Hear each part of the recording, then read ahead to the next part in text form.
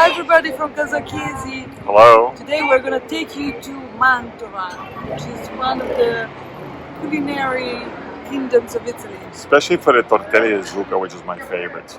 But we're also going to show you some artistic things about the city. It's not only going to be food. You're going to like it. So now we just parked the car, and there's a lot of free parking facilities, and Capocanoa is the one that we kind of prefer. There's a little shuttle bus service that takes you straight to Castello San Giorgio, which is the center of the city. But we're going to go take the bridge, which is a much nicer little walk. It's a nice walk. The city of Mantova, at the time of its maximum development, was naturally defended by the waters of the Mincio River and by the surrounding artificial lakes. So we want you to appreciate the beauty of its majestic walls as they appear from the outside from one of the bridges that you have to cross to reach its center. And before we start our visit, we want to talk a little bit about the Gonzaga family, who ran Mantova in the area between 1328 and 1707. They were an extremely powerful family, and they also had a very strong relationship with the most powerful dynasties all over Europe. And apart from that, their policy, their ambassador policy was very smart, and also the system they have, the marriage system. Yeah, connecting the diverse families. Yeah. Apart from that, also the Gonzaga, obviously, through all the centuries, they had very important art collections, and they promoted very renowned artists from the Baroque and the Renaissance period. And if you need any information, you can come here at the info point, so that you can have a look to this beautiful loggia with the statue of Rigoletto, Verdi's opera that is placed nel Palazzo Ducale di Mantova. I got the brochures. Okay. Andiamo.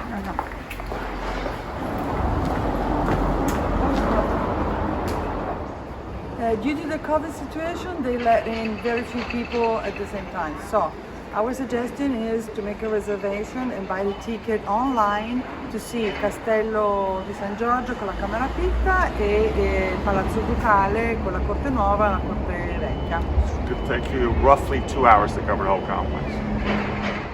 Once you bought your ticket and you got all your information from the info point, we start our visit from Castello San Giorgio. We are right in Piazza Castello, the first courtyard that you find, yes, when you enter the place, that anticipate all the beauties that you're going to see inside. So the casa was built between 1395 and 1406 by Francesco I Gonzaga. So let's start the visit.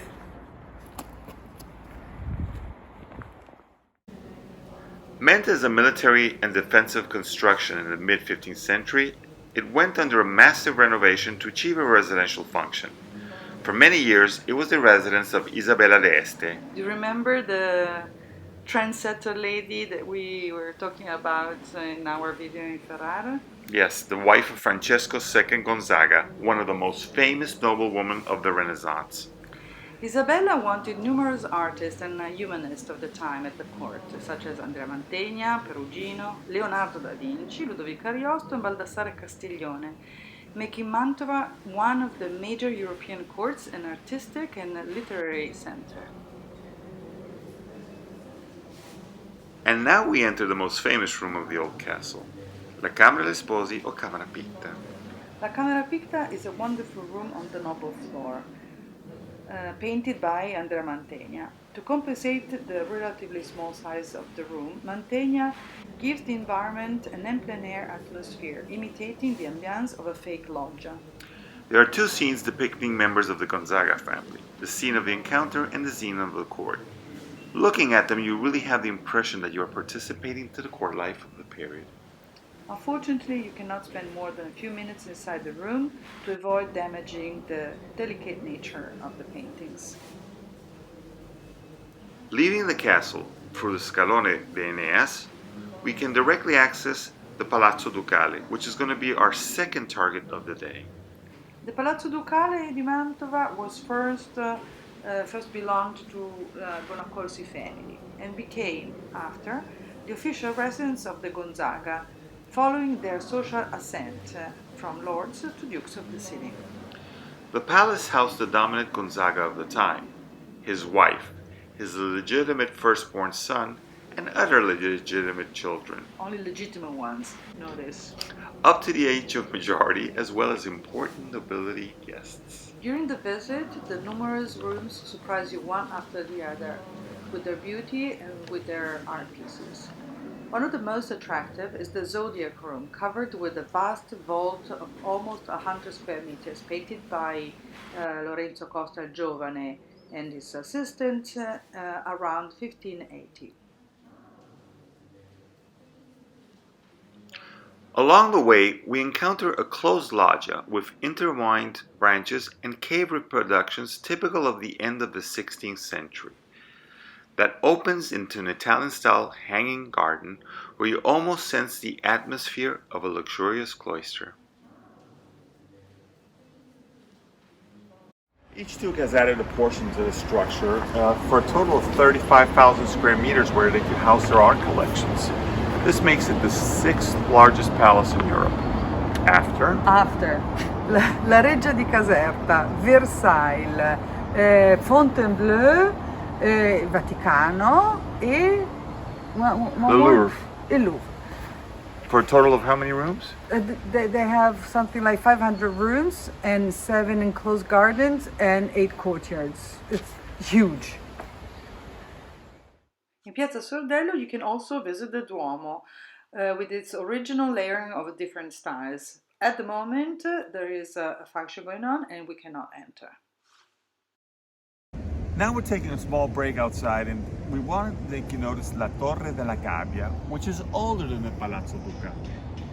It requires its present name. In 1576, Duke Guglielmo Gonzaga had the large iron cage built as an open-air prison exposed on the south side of the building with the purpose to make prisoners suffer from thirst and heat. In fact, the condemned were spending there quite a lot of time to learn the lesson. Per imparare la lezione, as you say.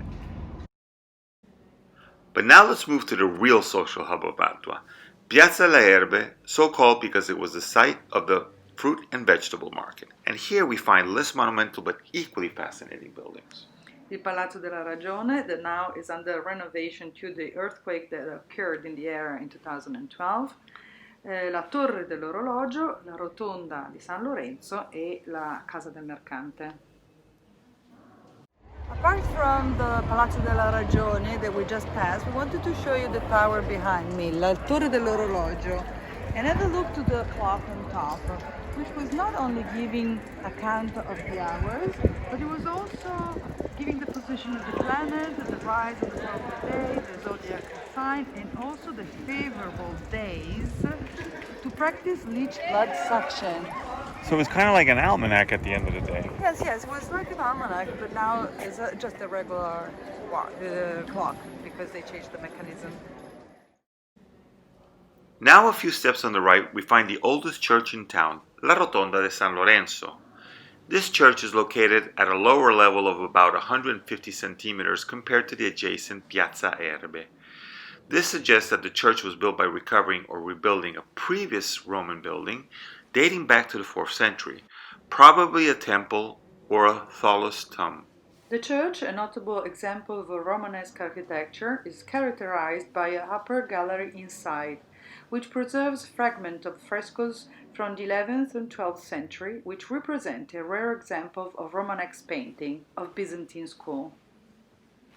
Before we move to our next spot, we wanted to show you the peculiar merchant's house with a vaguely Venetian look, a house workshop that belonged to Boniforte da Concorrezzo, decorated with late Gothic and Oriental motifs. Under the portico, engraved on the architrave, the object that the merchant was selling in the shop: dishes, gloves, spoons, knives, and the year of construction, 1455. And the last heat of the area is in a nearby square that is called Piazza Andrea Mantegna and is la Basilica di Sant'Andrea that you can see in the back, which is, by the way, the biggest church in Mantua. Yeah, and this is obviously designed by the very famous architect Leon Battisti Alberti, Leon Battista Alberti. and it is one of the most important examples of Italian Renaissance, even if it was finished after the architect's death. And there are a lot of artists that contribute to the embellishment of the church, such as Canova, Giulio Romano, Correggio, and Mantegna Andrea himself. Mantegna himself. Yeah. But let's go inside and have a look. Talking about Mantegna, the most famous chapel of the Basilica is the first one you see on the left, and it's universally known because it's the funerary chapel of the painter. But apart from the importance of the artistic grandeur of the Basilica, what is very key is that inside the crypt is the famous Vasi Sacri de Mantova, two reliquaries containing some soil soaked with the blood of Christ, which were brought to Italy by Longinus, the Roman soldier that pierced Jesus' side with a spear. Now, the legend says that the gush of blood and water that came out as soon as he pulled the spear ended up straight in his eyes, and as a consequence, he got cured by his blindness. Of course, Longinus, impressed by the miracle, became Christian, and he decided to bring his precious cargo to Mantova. The story continues and it gets even more complicated, so it would be a perfect plot for a religious thriller. Since we are a very romantic couple, we want to leave you with the romantic side, La Peschiera di Giulio Romano. Giulio Romano was Raffaello's most gifted pupil and the court artist of Federico II Gonzaga. These two buildings date back to 1536 and they were used for the fish trade. They are placed on the sides of the Rio, a water course that crosses the city of Mantova from Lago Superiore al Lago Inferiore. So that wraps up our day of Casa Chiesi in the city of Mantova. Even if a proper visit to Mantova includes Palazzo Ducale, we decided, since there are so many things to see, to have a separated article about Palazzo Ducale, one of the highlights of Mantova. Yeah, so let us invite you again to check out our website, www.casachiesi.com, our YouTube channel, Casa Chiesi, and sign up to our newsletter. And remember, if you come to Mantova, come for 2 days, because At one day least. is not enough. Too least. many things, too many jewels in a small town. Bye from Casa Chiesi. Ciao. Bye.